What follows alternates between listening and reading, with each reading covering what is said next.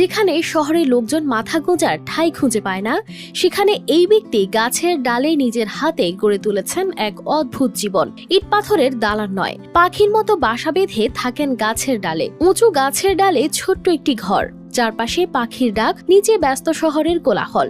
আর এর মাঝেই খুঁজে নিয়েছেন নিজের ঠিকানা, তাও এক দুদিন নয়। গাছেই বাস করছেন গেল 8 বছর ধরে। কিন্তু প্রশ্ন হলো, কি এমন ঘটলো যে পাখিদের মতো তিনি বাস করছেন গাছে?